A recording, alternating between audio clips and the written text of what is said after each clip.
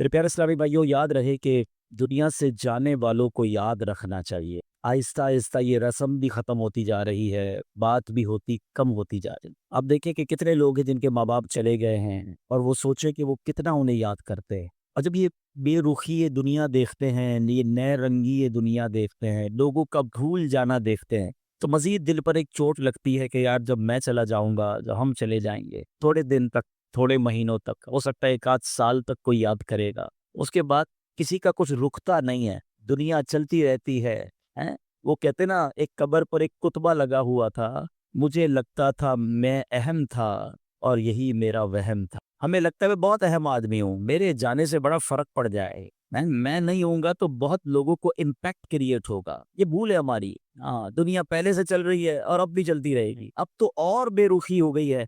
पहले चले लोग माँ-बाप को, मरने वालों को बहुत याद करते थे। जैसे-जैसे दिन गुज़रते जा रहे हैं, लोगों के बस सिर्फ़ घर वाले, चूँकि वो बहुत क्लोज़ होते हैं, उनको शायद याद ज़्यादा रहता है। बाकी दोस्त, अहबाब, दुनिया वाले, थोड़े अरसे के बाद सबकी अपनी ज़िंदगी है, सबका अपना मामूल है। और ये हम सबको एहसास दिलाता है कि मैं और आप भी जाएँगे और फिर शायद दुनिया में याद करने वाला कोई नहीं हो। लेकिन हम कुछ ऐसा करके क्यों ना जाएँ कि कोई याद करे या ना करे, कोई सवाब पहुँचाए या ना पहुँचाए, मैं खुद ऐसा करके जाऊँ कि मरने के बाद क़यामत तक मुझे खुद ही कब्र में सवाब मिलता रहे। असल अक्लमंदी ये है, जो दूसरों के आसरे पे जीते हैं ना कि मेरे मरने के बाद बच्चे इसाले सवाब करेंगे, तो दोस्त करेंगे। भाई तो खुद अपनी फ़िक्र खुद नहीं कर रहा, तो मेरे मरने के बाद कौन मेरी फ़िक्र करे? हम सब की उम्र से छोटे लोग दुनिया से जा चुके हैं। कभी कब्रिस्तान जाकर चेक कर लेना, आपको छोटी-सी कब्र भी मिलेगी। वो छोटी कब्र क्यों होती है? वो छोटा बच्चा होता है जो दुनिया से चला गया है। हैं? जवानों की कब्र भी मिलेगी, बूढ़ों की कब्र भी मिलेगी।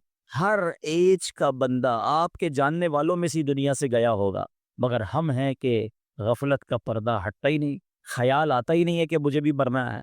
शेर सारे बोलते हैं कि आगाह अपनी मौत से कोई बशर नहीं, सामान 100 बरस का है, पल की खबर मन। मगर इदराक नहीं है, ज़िंदगी के मामूलात में फ़र्क कोई नहीं पड़ता।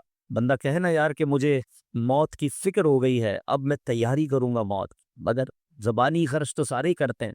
किसी की मैयत पे जाएँ तो ऐसी बड़ी-बड़ी बातें लोग करते हैं, भाई अल्लाह की मर्ज़ी थी, हर किसी को जाना है, हैं? अपने करनी का फल भुगतना है। लेकिन जो ये कह रहा है, क्या वो अपने आप से भी कहता है कि तुझे भी जाना है? हैं? तूने तैयारी कर ली जाने की? आज भी तो जा सकता है। ऐ मेरे प्यारे इस्लामी भाई, आज मैं चाहूँगा, ये मौज़ू भी लोगों को पसंद नहीं आता, मुझे अंदाज़ा है। यार कोई थोड़ी-सी अच्छी-अच्छी बातें करो, हम नारे लगाएँ, हम झूमें, हैं? इस मौज़ू पर ज़्यादा बात करना भी लोगों को पसंद नहीं है। अजीब कहानी है। ऐसी हकीकत है मौत, ऐसी रियलिटी है मौत कि जिससे इनकार नहीं। देखिए हमारे बहुत सारे मज़ाहिब से इख्तिलाफ है। कुछ मज़ाहिब हैं जो नबी पाक का मादअल्लाह इनकार करते हैं, कुछ कुरान को नहीं मानते, कुछ ऐसे लोग हैं जो अल्लाह को ही नहीं मानते, हैं?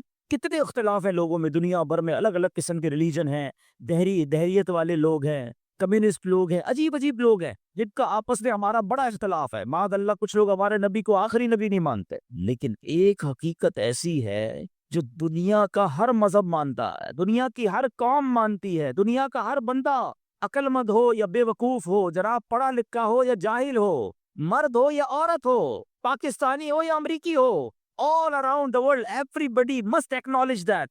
वो क्या है? वो सब मानते हैं कि मौत आकर रहे। किसी का इख्तिलाफ नहीं है। कोई मज़हब, कोई आपको दुनिया की कौम ऐसी नहीं मिलेगी जो कहे नहीं जनाब हमारा हम नहीं मानते मौत आएगी। एवरीबॉडी, हर बंदा मानता है। कितनी कमाल की रियलिटी है। अच्छा, सारे लोग ये भी मानते हैं कि पता नहीं कब आएगी। एक तो हो ना कि भाई कुछ लोग कहते हैं हाँ मौत आएगी मगर हमको पता है। नोबडी नोज़, किसी को भी नहीं पता कब आएगी। ये पता है आएगी और बच कोई नहीं सकता। ये ऐसी रियलिटी है, मगर फिर भी इस पर बात करने के लिए कोई तैयार नहीं है। ज़रा 4 दोस्त मिलकर मौत पे बात करें कि यार कोई और बात करो यार।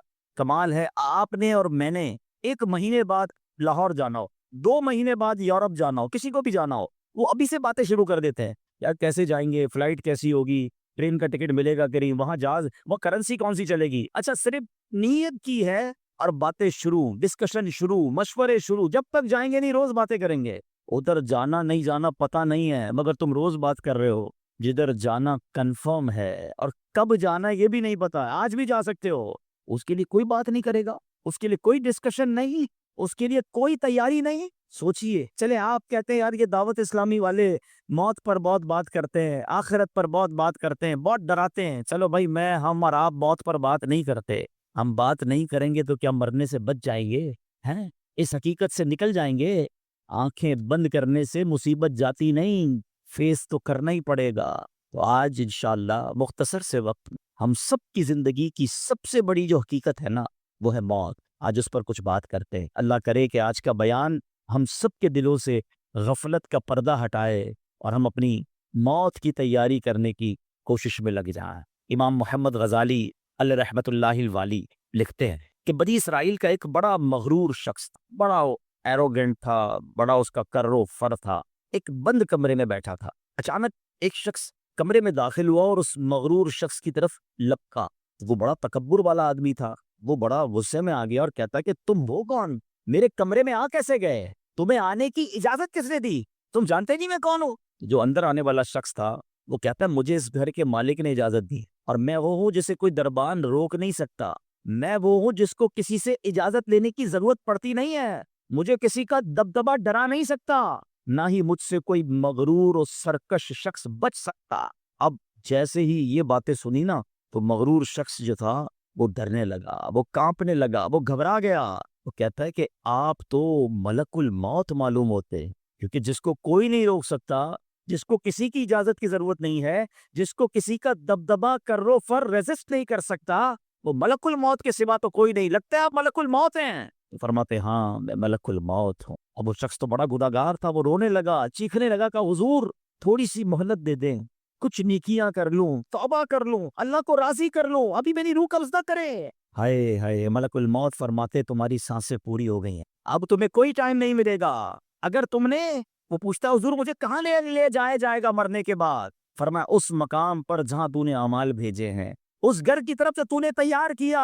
وہ شخص کہے گا حضور میں نے تو کوئی گھر تیار نہیں کیا، کوئی نیکی آگے نہیں بھیجی۔ ملک الموت فرماتے پھر تمہیں بھڑکتی آگ کی طرف لے جایا جائے گا، جہاں تمہارے گوشت پوشت تو آگ نوچ لے گی۔ یہ کہہ کر ملک الموت نے اس شخص کی روح کو قبض کیا، اس کے پورے گھر میں کوہرام مچ گیا، گھر والے رونے لگے۔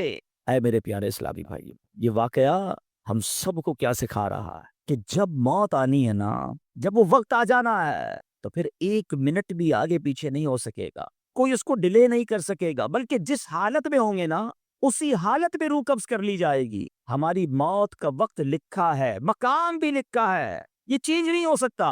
اگر موت سمندر میں لکھی ہے تو $2.5 لاکھ دے کر بھی بندہ وہاں پہنچتا ہے جہاں موت لکھی ہے۔ اگر موت کشتی سے ڈوب کر ہونا لکھی ہے تو 22 لاکھ دے کر بھی سینکڑوں لوگ ہمارے وطن سے جاتے ہیں اور ان کی موت یورپ کے سمندر میں جا کر ہو جاتی۔ اللہ پاک جو بھی ان میں مسلمان ہیں سب کی مغفرت فرما، مگر میں نے اور آپ نے اس سے عبرت کیا لی کہ بندہ وہاں پہنچے گا جہاں اس کی موت لکھی ہوئی ہے۔ ایک بار حضرت سلیمان علیہ نبینا علیہ الصلوۃ والسلام کی بارگاہ میں ایک شخص بیٹھا ہے، آپ کی بارگاہ میں ملک الموت آئے اور اس شخص کو ذرا گھور کے دیکھنے لگے، واپس چلے گئے۔ وہ شخص کہتا حضور یہ کون تھے جو آئے تھے اور مجھے گھور کے دیکھ رہے تھے؟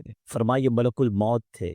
کہتا حضور لگتا ہے میری روح قبض کرنے والے ہیں، آپ مہربانی کریں، آپ کی تو ہوا پر حکومت ہے، آپ ہوا کو حکم دیں کہ ہوا مجھے اڑائے اور مجھے ہندوستان لے جائے۔ حضرت سلیمان بیت المقدس کے علاقے میں رہتے تھے نا، آپ نے وہ حکم فرمایا، ہوا نے اس بندے کو اٹھایا اور ہندوستان پہنچا دیا۔ کچھ دنوں کے بعد پھر ملک الموت آیا حضرت سلیمان علیہ السلام کی بارگاہ، آپ نے فرمایا تم میرے ساتھی کو کیوں گھور رہے تھے جب آئے تھے؟ تو میں حیران تھا کہ میرے پاس یہ لکھا ہوا تھا اللہ کی طرف سے کہ تھوڑی دیر بعد مجھے اس کی روح ہند میں قبض کرنی ہے، اور وہ آپ کے پاس بیٹھا ہوا تھا۔ اللہ اکبر! حضرت سلیمان نے کہا میں نے حکم دیا اور ہوا نے اسے ہند پہنچایا، اور جب وہ ہند پہنچا تو پرٹیکولر ٹائم پر اسی مقام پر اس کی روح کو قبض کر لیا گیا۔ ہائے ہائے ہائے، یہ ہے میری اور آپ کی حقیقت۔ دوڑتے رہتے ہیں، بھاگتے رہتے ہیں، پلاننگ ہے کہ ختم نہیں ہو رہی، فکریں ہیں کہ ختم نہیں ہو رہی، ہر وقت بیٹھے ہیں اگلا پلان کیا ہے، 5 سال کا، 10 سال کا، ایک دکان ہے تو 2 دکانیں، ایک گھر ہے تو 2 گھر، بڑا گھر، ہوادار گھر ہے، نوکری ہے تو کاروبار کرنا ہے، ملک سے باہر جا کر جناب پیسے کمانے، یہی سوچ ہے بس۔ اس پورے شیڈول میں موت کہاں ہے؟ اس پوری تیاری میں موت کہاں ہے؟ ایک دن ہوگا کہ اچانک اچک لیے جائیں گے۔ سیٹھ جی کو فکر تھی، ایک ایک کے 10 کیجئے، موت آ پہنچی کہ حضرت جان واپس کیجیے۔ اور آپ کو پتہ ہے جس عالم میں میں اور آپ ہوں گے، بڑی میں اہم بات کرنے جا رہا ہوں، یہ آپ نے دیکھا نا کہ حضرت سلیمان نے وہ حکم فرمایا تو ہند پہنچا، کوئی کشتی میں تھا، اس کی موت وہاں تھی، کوئی سمندر پانی کے اندر ہزاروں فیٹ نیچے جانا تو اس کی موت مالک کی تھی۔ اس کا مطلب تو یہ ہوا کہ میں کہیں بھی کسی بھی مقام پر مر سکتا ہوں، میری موت پتہ نہیں کہاں لکھی ہے۔ اب ذرا غور کیجئے، ہم سب پتہ ہے کیا چاہتے ہیں کہ موت کے وقت ہم سجدے میں ہوں، چاہتے ہیں نا؟ اللہ کرے اللہ کے گھر میں موت آئے، کلمہ پاک پڑھتے ہوئے موت آئے، تلاوت قرآن کرتے ہوئے موت آئے، نبی پاک پر درود پڑھتے ہوئے موت آئے، اللہ ایسا کرم کر دے کہ مدینہ منورہ میں موت آئے، گنبد خضرا کے سامنے موت آئے۔ یہی تصورات ہے نا، ایک مسلمان چاہتا یہی ہے کہ یار موت آئے تو کسی اچھے عالم میں ہو، کسی بڑی خوبصورت باوضو نیکی کرتے کرتے دنیا سے جاؤں۔ تمنا تو سب کی یہ ہے۔ اچھا مجھے ایک بات کا جواب دیں، یہ کیسے ممکن ہے کہ کوئی بندہ صبح سے شام تک نماز نہ پڑھے اور کہے موت سجدے میں آئے، صبح سے شام تک مسجد میں نہ آئے اور تمنا یہ کر رہا ہے کہ مسجد میں موت آئے، باوضو رہتا ہی نہیں ہے تو کیسے امید رکھ رہا ہے کہ باوضو موت آئے، قرآن کھول کر پڑھتا ہی نہیں ہے تو کیسے امید کر رہا ہے کہ تلاوت کرتے کرتے موت آئے؟ جو صبح و شام گالیاں دیکھتا ہے، کیا اس کو ڈر نہیں لگتا کہ گالی دیتے دیتے موت آ سکتی ہے؟ جو شراب پیتا ہے اس کو ڈر نہیں لگتا کہ شراب کے نشے میں موت آ سکتی ہے؟ جو بدکاری کرتا ہے اس کو ڈر نہیں لگتا کہ بے حیائی اور بدکاری کرتے ہوئے موت آ سکتی ہے؟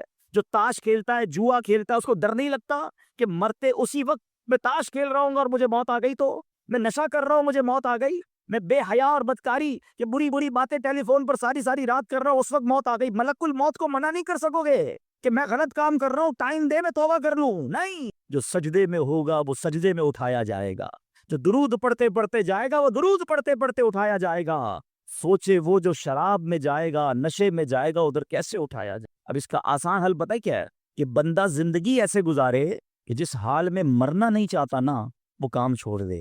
عقل بندی یہ ہے کہ اپنے دن کا شیڈیول ایسا بنائے کہ میں وہ کام ہی نہ کروں جس میں مرنا نہیں چاہتا، ورنہ میں روک نہیں سکوں گا موت کو۔ آپ چاہتے ہیں اچھی موت ہو؟ میں بتاتا ہوں کس کی اچھی موت آ سکتی ہے۔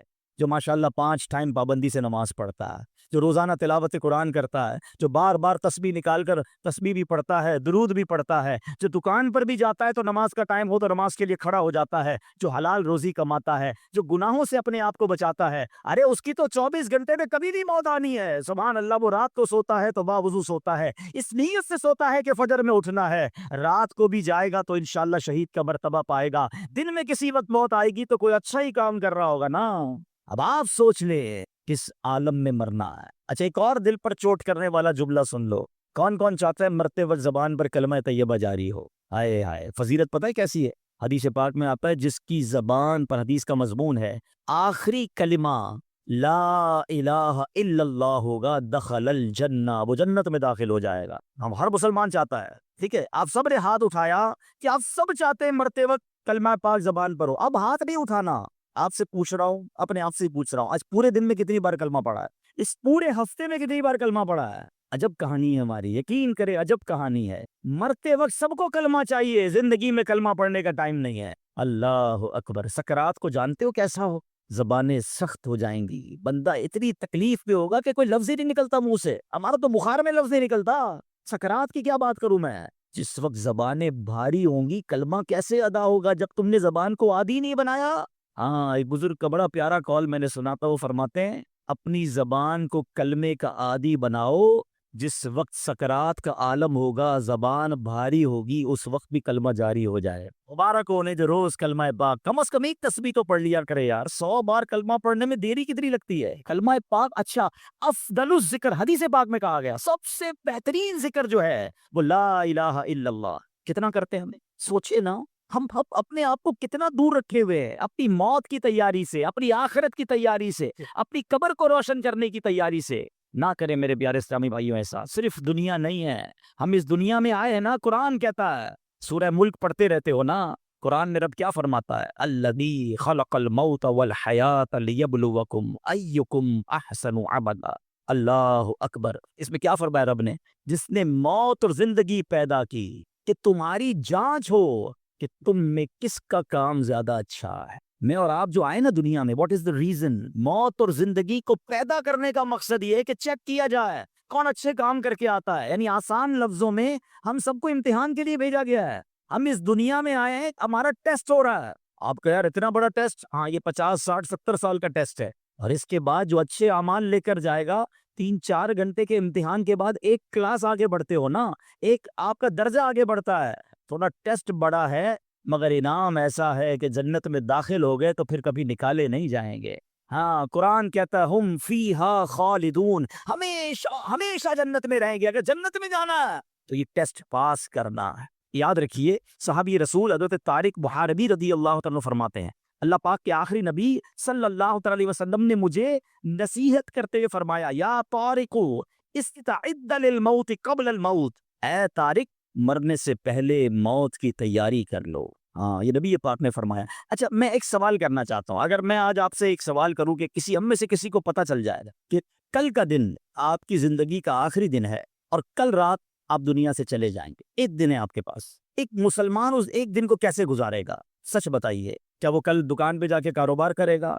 کیا وہ کل جا کے پیسے ڈبل کرنے کی کوشش کرے گا؟ کیا وہ کل جا کے فرنیچر مارکیٹ میں فرنیچر بنوائے گا؟ یا کل جا کے معاذ اللہ دوستوں کے ساتھ فلم دیکھنے گیا چاہے گا چلو یار آخری دن ہے ذرا موج مزے کر لوں؟ یہ کیا کرے گا؟ اگر عقل مند مسلمان ہوا تو ایک دن ہے تو مسجد میں گزارے گا, تلاوت میں گزارے گا, توبہ میں گزارے گا, ذکر و اذکار میں گزارے گا, اللہ پاک سے معافی میں گزارے گا, کیونکہ آخری دن ہے. یہی کرو گے نا. اگر پتہ چل جائے, مجھے بتاؤ کہ ہمیں پتہ ہے ہمارا آخری دن ہے کہ نہیں ہے؟ ہمیں تو کل کی بات چھوڑے آج رات کا نہیں پتا, تو پھر کیوں تیاری نہیں کر رہے؟ پتہ چل جائے تو تیاری کریں گے. میں تو پہلے ہی بتا رہا ہوں آپ کو. آپ میں سے کتنے لوگ بیٹھے جن کو پتہ ہے کل صبح تک زندہ رہیں گے؟ مجھے بھی نہیں پتا, آپ کو بھی نہیں پتا. جب پتہ ہی نہیں ہے تو پھر کیوں تیاری نہیں کر رہے؟ پھر کیوں توبہ نہیں کر رہے؟ پھر کیوں حرام کی طرف ہم جاتے ہیں؟ خدا را یاد رکھیے میرے پیارے اسلامی بھائیوں, قبر میں جا کر اتنا پچھتاوا ہوگا گناہگار کو, بلکہ روایتوں میں آتا ہے پیارے آقا علیہ الصلوۃ والسلام نے فرمایا جس کا مضمون ہے مرنے کے بعد نیک بھی پچھتائے گا گناہگار بھی پچھتائے گا. عرض کی حضور گناہگار پچھتائے گا یہ تو سمجھ آتا ہے, نیک کیوں پچھتائے گا؟ فرمایا گناہگار تو گناہ کی وجہ سے پچھتائے گا, حدیث کا خلاصہ ہے. فرمایا نیک اس لیے پچھتائے گا جب وہ آخرت میں نیکیوں کا اجر دیکھے گا نا, تو وہ کہے گا کاش میں اور نیکیاں کر لیتا, وہ جو فضول ٹائم ضائع کیا تو اس میں اور اللہ کا ذکر کرتا, اور نوافل پڑھتا, اور عبادت کرتا. تو یقین جانیے میرے پیارے اسلامی بھائیوں, یہ زندگی یہ جو ہماری سانسیں چل رہی ہیں نا, ابھی چاند سے ہمارے پاس جتنی نیکیاں کرنی ہے کر لے. جس دن سانس بند ہوئی نا اس دن عمل نہیں ہوگا, اس دن جزا ملے گی. آج دار العمل ہے, today is the time of action and tomorrow is the time of accountability. اس دن صرف جزا ہوگی, یا تو آپ کو اللہ نہ کرے گناہوں کی وجہ سے کسی کو سزا ملے گی یا نیکیوں کا اجر ملے گا. آج وقت ہے نیکیاں کرنے کا. قبر میں اتارے جانے کے بعد کوئی چانس نہیں ہوگا. اچھا آپ کو پتا ہے جب قبر میں بندہ جاتا ہے, کسی کا بھی انتقال ہوتا ہے, تو گھر والے کیا کہتے ہیں, خاندان والے کیا کہتے ہیں؟ میت نے پیچھے کیا چھوڑا ہے؟ آپ کو پتا ہے فرشتے کیا کہتے ہیں؟ میت نے آگے کیا بھیجا ہے. اصل یہ بات سمجھ لیجئے گا, ہم نے آگے کیا بھیجا ہے. خوش نصیب ہے وہ لوگ جو آگے بھیج کر تیاری کر رہے ہیں. وہ ایک واقعہ کئی بار بیانات میں آپ نے سنا ہوگا کہ ایک بادشاہ تھا اور اس نے اپنی سلطنت میں ایک بڑا عجیب سا مقابلہ کروایا. بادشاہ آدمی تھا, جو اس کے دماغ میں اس نے کہا ذرا چیک کرو میری سلطنت میں سب سے بڑا بے وقوف کون. سارے بے وقوفوں کو جمع کیا گیا, بے وقوفوں کا ٹیسٹ لیا گیا, وزیروں نے ایک بندے کو سلیکٹ کیا تھا, بادشاہ سلامت یہ بندہ سب سے بڑا بے وقوف, سب سے بڑا بے وقوف کا چیک کر لیا, کا چیک کر لیا. بادشاہ سلامت نے اپنی سونے کی ہیرے کی مالا اتاری اور اس کو پہنائی, کا تمہارا یہ انعام. وہ بے وقوف گھر چلا گیا خوشی خوشی. تھوڑے دنوں بعد اس بے وقوف کو پتا چلا کہ بادشاہ سلامت بہت بیمار ہے. تو جو بے وقوف آدمی تھا وہ کہتا ہے اچھا بادشاہ بیمار ہے, چلو چلتے ہیں بادشاہ سے مل کے آتے ہیں. بادشاہ سلامت کے پاس گیا, واقعی بہت بیمار تھا. کہا بادشاہ سلامت خیر تو ہے, کیا ہو گیا آپ؟ بادشاہ کہتا ہے بس اب تو لگتا ہے زندگی اینڈ پر ہے, اب کہیں اور دوسری دنیا میں جانے کا وقت آ گیا. تھا تو بے وقوف نا. کہتا ہے آپ کہیں اور جا رہے؟ کہاں میں یہ دنیا چھوڑ کر دوسری دنیا میں جا رہا ہوں. تو کہا اب میں دیکھ رہا ہوں آپ کا بہت بڑا گھر ہے, زبردست بیڈ رومز ہیں, آپ جدھر جا رہے ادھر گھر بنا لیا؟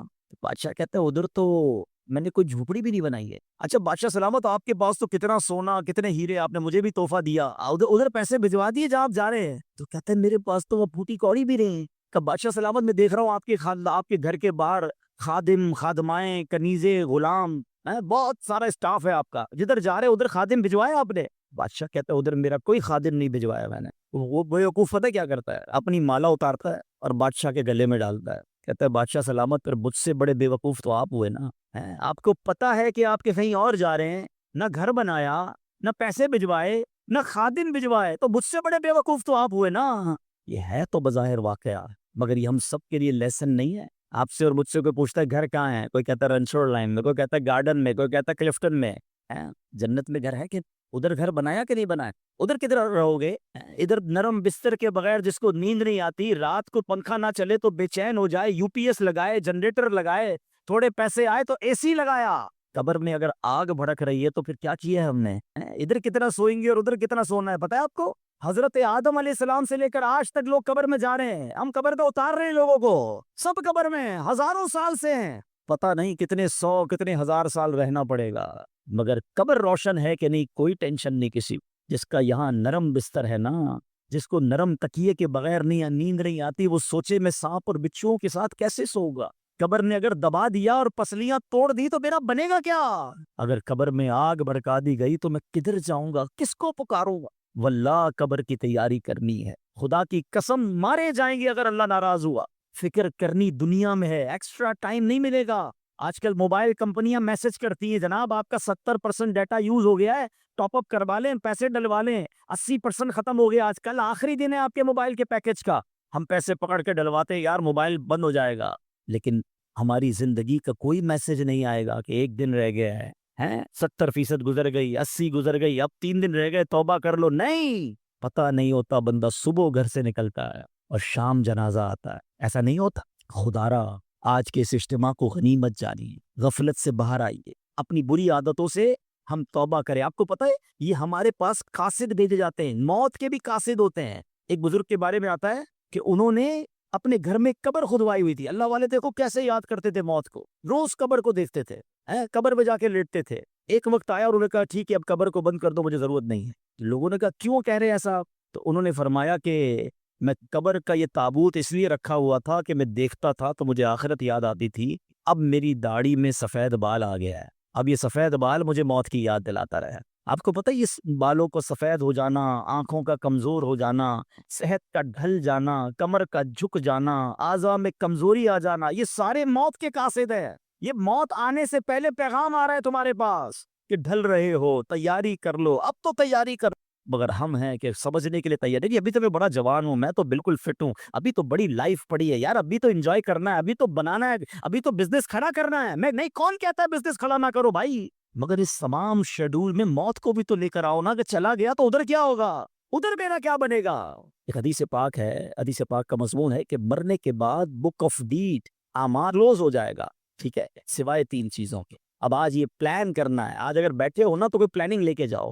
آقا فرماتے مرنے کے بعد اعمال بند سوائے 3 چیزوں کے. فرمایا نمبر 1، انسان کوئی ایسا علم چھوڑ کر جائے کہ اس کے بعد اس علم سے فائدہ اٹھایا جائے. سبحان اللہ. علماء دیکھیں کیا کمال کی شخصیات ہیں، طالب علم چھوڑ کے جاتے ہیں، اپنی کتابیں بھی چھوڑ کے جاتے ہیں. بخاری شریف، ترمذی شریف، نسائی شریف، ہدایہ شریف، اور آئے تو جناب اعلیٰ حضرت امام اہل سنت کے فتاوی رضویہ، بہار شریعت صدر شریعہ کی کتابیں سینکڑوں سال سے لوگ پڑھ رہے ہیں. وہ بزرگ چلے گئے دنیا سے.